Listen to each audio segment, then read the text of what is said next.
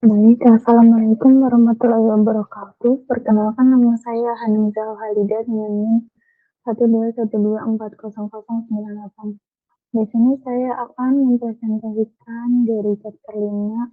Ada example 5.2, example 5.5, example 5.7, example 5.8, dan example 5.9.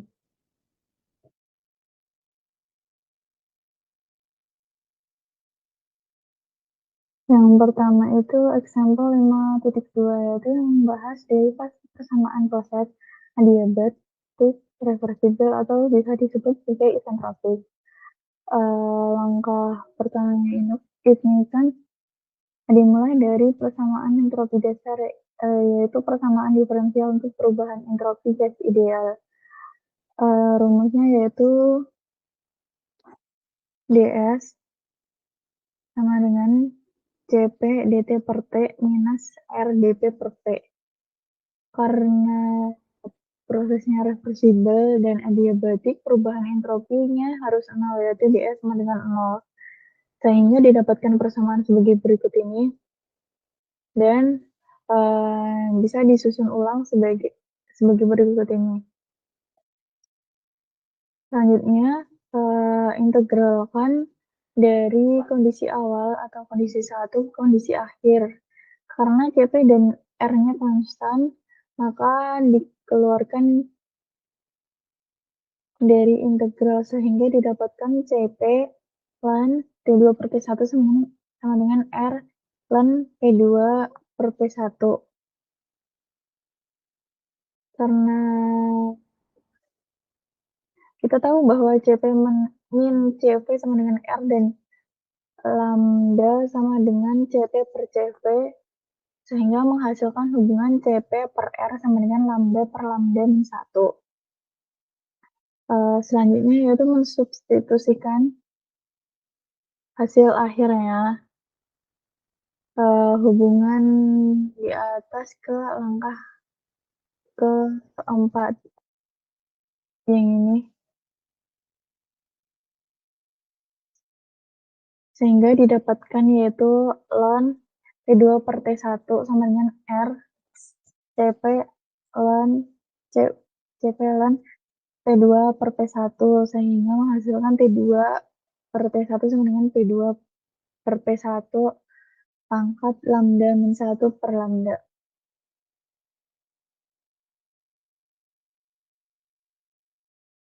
Selanjutnya yaitu example 5.5 yang membahas neraca energi dan entropi pada pencampuran kontinu. Dari suhu sigmanya itu 300 Kelvin atau suhu lingkungan. Udara yang diperlukan sebagai gas ideal dengan Cp-nya itu 9,1 Joule per mol Kelvin. Nilai rata-rata konstan. Didapatkan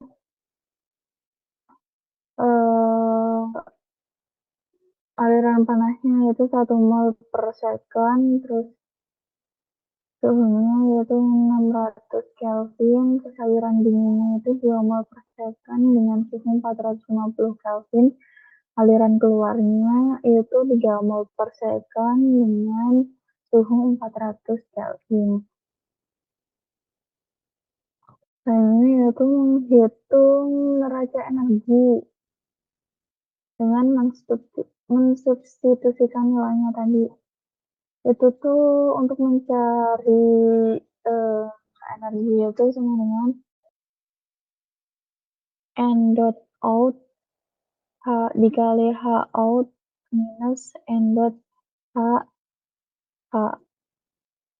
plus N dot C dikali HC, yaitu tinggal masukin angka-angkanya tadi sehingga didapatkan minus 8730 Joule per second.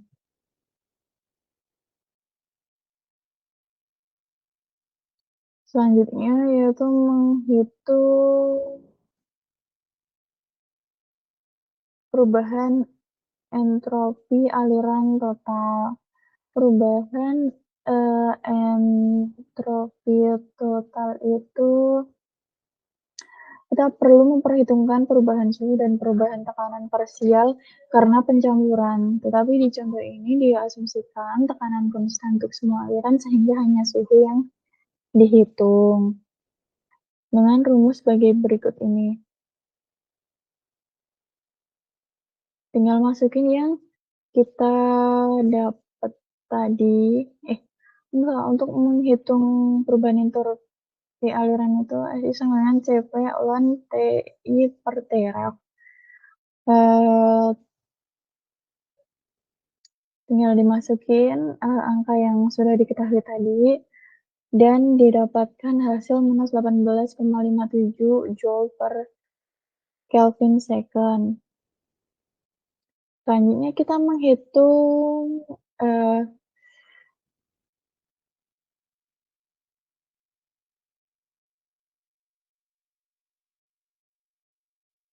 selanjutnya kita memasukkan nilai Q dan delta S total yang sudah dikalikan laju alir ke dalam persamaan neraca entropi. Kan tadi kita dapat minus 18,57 Joule per kilosecond per Kelvin second dikurangi minus 8,730 Joule per second dibagi 300 Kelvin. Nah, ini tuh menghasilkan nilai 10,53 Joule per Kelvin second.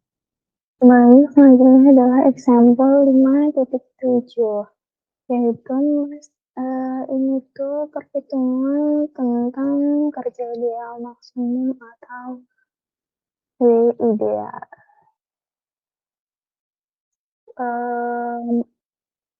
Menghitung kerja maksimum yang dapat dihasilkan atau W ideal ketika suatu sistem berubah dari kondisi awal ke kondisi akhir, yaitu T sigma dan T sigma.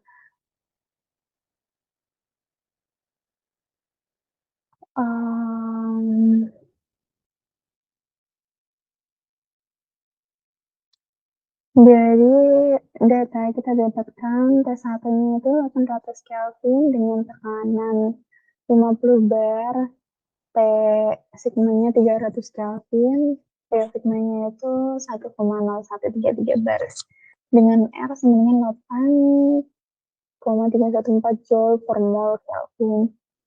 Dan kita dapatkan juga data CP per R-nya itu 3,5. Sehingga CP-nya itu 3,5 dikali 8,314 sama dengan 29,1 Joule per mol Kelvin. Yang pertama adalah menghitung delta H, yaitu perubahan entalpinya. Diasumsikan bahwa gas ideal atau CP untuk gas nyata pada kisaran suhu ini dan dianggap CP-nya itu konstan. Sehingga dapat menggunakan rumus CP dikali T sigma per T1, yaitu didapatkan hasil min 14,550 Joule per mol. Selanjutnya yaitu menghitung delta S, yaitu perubahan entalpi. Delta S sama dengan CP menggunakan persamaan perubahan entropi untuk gas idealnya, yaitu dengan rumus CP ln dikali T sigma per T1 dikurangi R ln dikali T sigma per P1.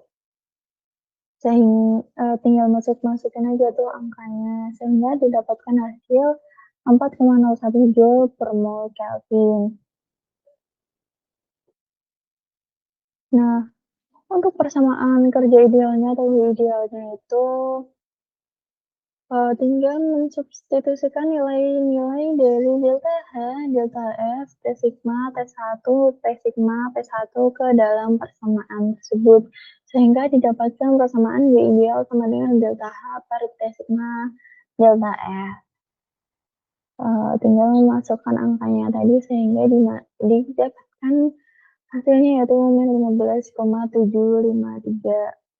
Karena tanda negatifnya itu menunjukkan kerja yang dihasilkan ini adalah batas atas teoritis dari kerja yang bisa kita dapatkan. Yang selanjutnya adalah example 5.8, yaitu tentang uji kelayakan proses atau second law test, yaitu menggunakan hukum kedua melalui W ideal untuk membuktikan bahwa suatu proses yang diklaim mustahil. Klaimnya itu 1 kilogram uap berubah keadaan dan menghasilkan 2000 kilojoule pada suhu 200 derajat Celcius.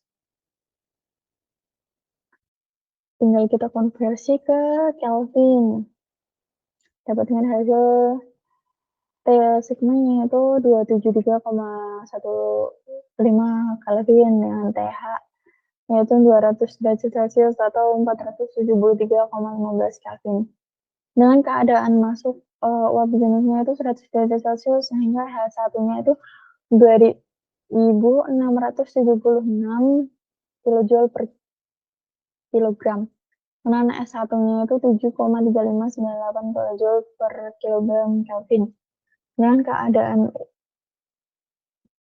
kedua yaitu keluarnya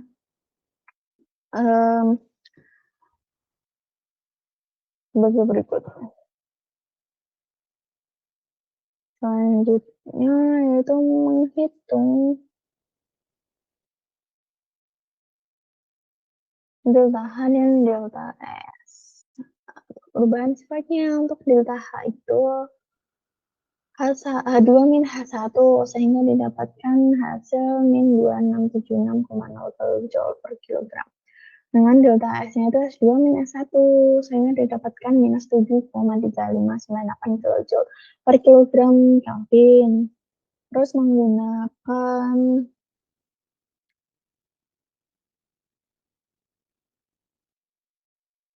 kerja terus selanjutnya mencari persamaan kerja ideal atau W ideal.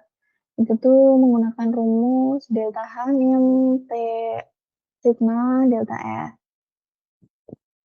Untuk delta H dan delta S tadi sudah kita cari dan tinggal masukin aja dan mendapatkan hasil minus 664,4 kilojoule per kilogram. Terus menggunakan efisiensi Carnot.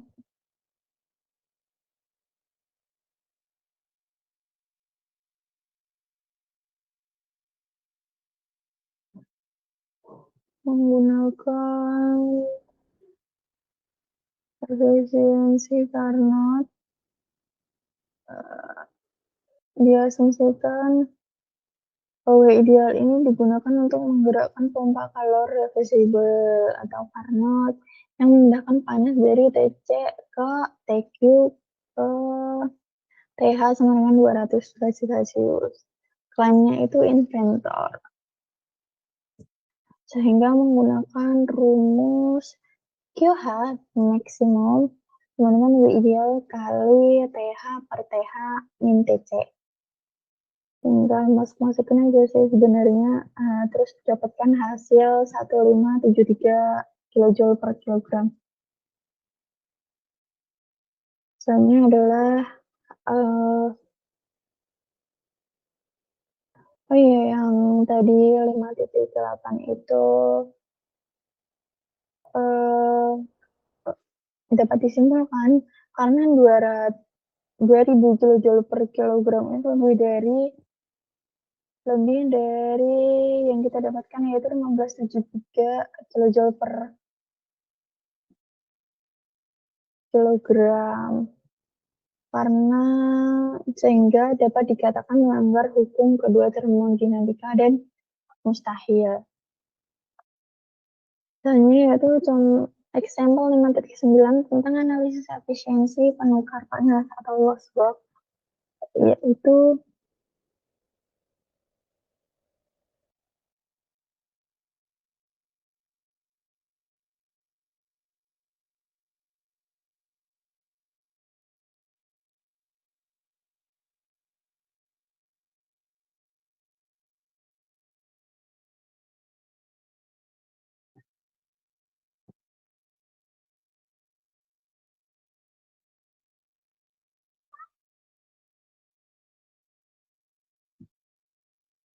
Selanjutnya yaitu sampel 5.9 yang membahas tentang analisis efisiensi penukar panas atau loss work, yaitu membandingkan efisiensi termodinamika penukar panas aliran searah atau co-current dan aliran berlawanan atau counter current menggunakan kerja yang hilang. Kerja yang hilang adalah ukuran inversibilitas terkait langsung dengan generasi entropi, sehingga dapat menggunakan rumus Y sama dengan P sigma dikali S G, sehingga neraca entropi untuk penukar panas tanpa transfer panas ke lingkungan itu Q sama dengan 0 adalah Sg sama dengan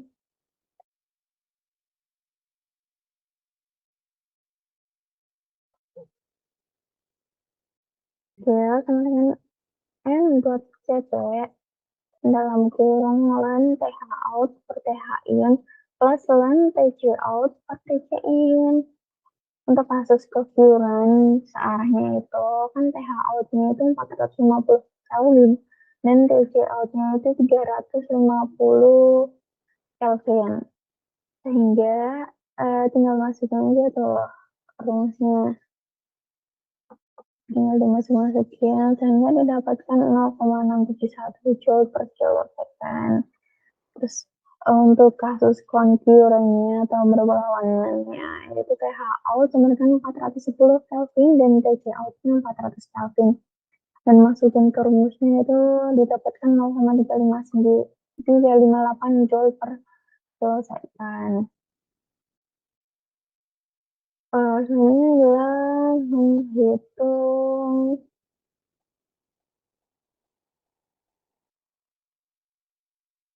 velos. Yang pertama itu menghitung velos kekiuran atau yang searah. Velos kekiuran atau velos CC itu 298,15 Kelvin dikali yang di yang hasil dari ini suhu dikali sama ini T ini T sigma dikali sama Sg Cc, dapatkan 200,1. Terus yang Wells countercurrents atau Wells CT itu ya T sigma dikaliin sama si Sg tadi yang udah didapetin, sehingga didapatkan 106,7 Joule per second. Dan untuk yang 5.9 dapat disimpulkan bahwa konfigurasi aliran berlawanan atau countercurrent menghasilkan kerja yang hilang atau irreversibilitas yang lebih kecil, jadikannya lebih efisien secara termodinamika. Sekian dari saya, kurang lebihnya mohon maaf. Wassalamualaikum warahmatullahi wabarakatuh. Terima kasih.